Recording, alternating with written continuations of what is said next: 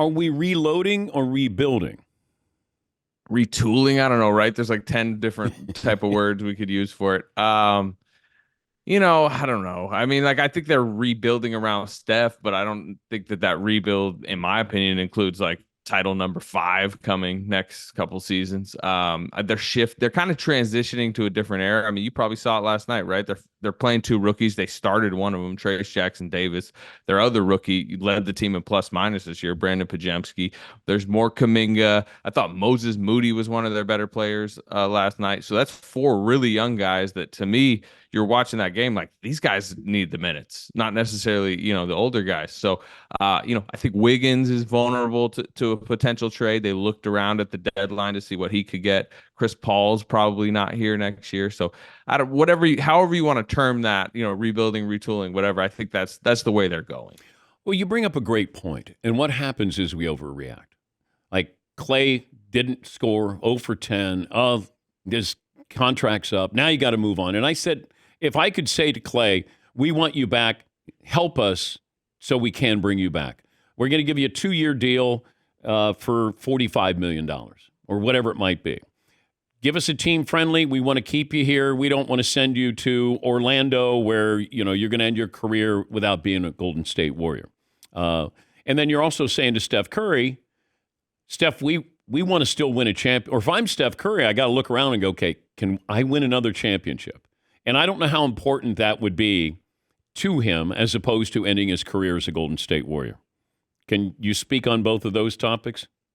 Yeah, well, it's interesting. Steph had 2 quotes last night. He said, I don't want to play. Basically, I can never see myself without Klay and Draymond, which, when Steph Curry is making that public statement and he's careful, that's very relevant. But he also was like, I want to win, whatever, it takes to win. And some people will say, it might be shifting off Klay. It might be a Draymond trade, but, I'm not. They're very protective of what they've built, understandably, right? It's so rare in the NBA, especially now, like, more than a decade together as teammates.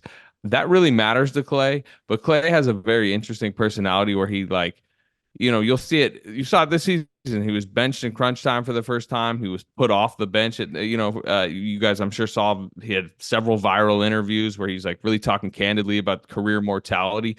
Sometimes he's really competitive and he stews about stuff. And I do think there's been times this season or even preseason when they offered him around 2 for 48 million.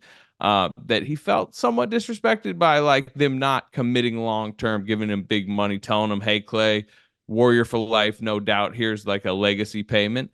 But I also think at the end of the day, knowing him, knowing the way he steps back from those competitive moments and like really has this vulnerable appreciation for everything Steph is, everything this era was, and the Bay Area and him driving his boat across the water, all the stuff he loves.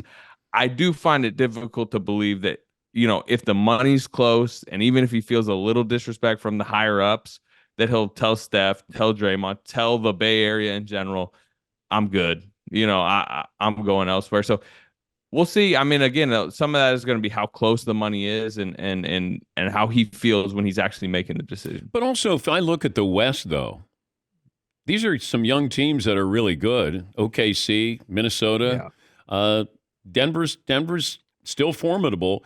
If I'm the Lakers or I'm Golden State, I got to look around and go, are we on their same level? And they're not. No. So that's where I don't know if they can make a big swing, either the Lakers or Golden State, and go, you know what? Let's do something a little dangerous here.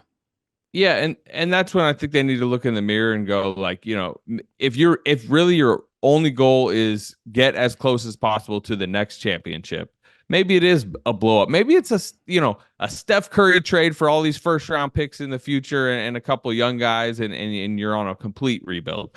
But you guys know this, but like sports matters more than just the titles. And they have 4 titles. It's not like this era will end and you'll be like, man, what a failure. Yeah. How could you lose to the Kings? It's like, no, they won 4. It's probably more important to let Steph play this out how he wants. Let Draymond, let Klay, let Steve Kerr play it out. And I think they've signaled that, well, yeah, you're going to enter next season with them probably penciled in as like the 6th, 7th, 8th best team in the West, maybe. Yeah. They've extended Steve Kerr 2 more years. They gave Draymond a 4-year deal last year. Steph's, they're saying even up to management saying Steph Curry is going to be on the Warriors for life.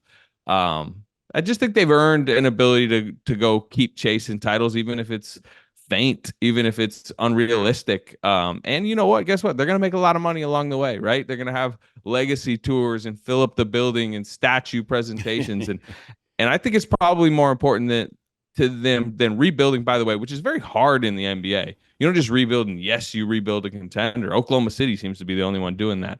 To just end this era right and let them go out the way they want to.